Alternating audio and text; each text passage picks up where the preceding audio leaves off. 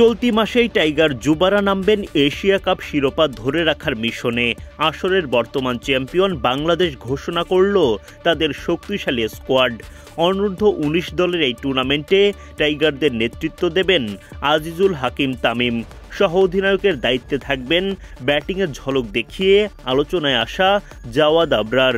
এর বাইরেও সামিউন বাসির, মোহাম্মদ আবদুল্লাহ, কালাম সিদ্দিকী, ইকবাল হোসেন ইমনের মতো একঝাঁক পরীক্ষিত পারফর্মার স্কোয়াডে জায়গা পেয়েছেন।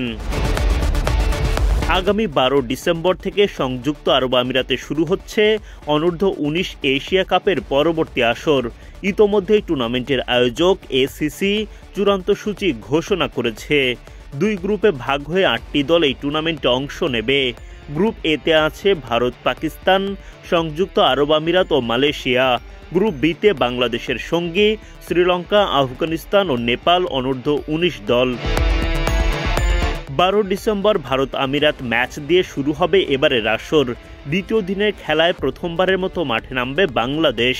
১৩ ডিসেম্বর বাংলাদেশের প্রতিপক্ষ আফগানিস্তান। ১৪ ডিসেম্বর ২ চিরপ্রতিদ্বন্দ্বী ভারত পাকিস্তানের আলোচিত ম্যাচ।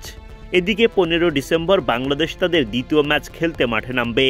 আজিজুল হাকিম তামিমের দল ওই ম্যাচে মোকাবিলা করবে নেপালকে। আর ১৭ ডিসেম্বর গ্রুপ পর্বে টাইগারদের শেষ ম্যাচ, প্রতিপক্ষ শ্রীলঙ্কা। গ্রুপ পর্বের লড়াইয়ে সেরা ২ দলের এক দল হতে পারলেই মিলবে সেমিফাইনালের টিকিট। ২১ ডিসেম্বর মেগা ফাইনালের মধ্য দিয়ে শেষ হবে যুবাদের এশিয়া কাপ। এর আগে ২০২৪ সালে সবশেষ অনূর্ধ্ব ১৯ এশিয়া কাপের ফাইনালে ভারতকে হারিয়ে শিরোপা জিতেছিল বাংলাদেশ। সেবারও দলটার নেতৃত্বে ছিলেন আজিজুল হাকিম তামিম। তামিমের নেতৃত্বে এবার শিরোপা ধরে রাখার চ্যালেঞ্জ। এক নজরে ২০২৫ অনূর্ধ্ব ১৯ এশিয়া কাপে বাংলাদেশের চূড়ান্ত স্কোয়াড।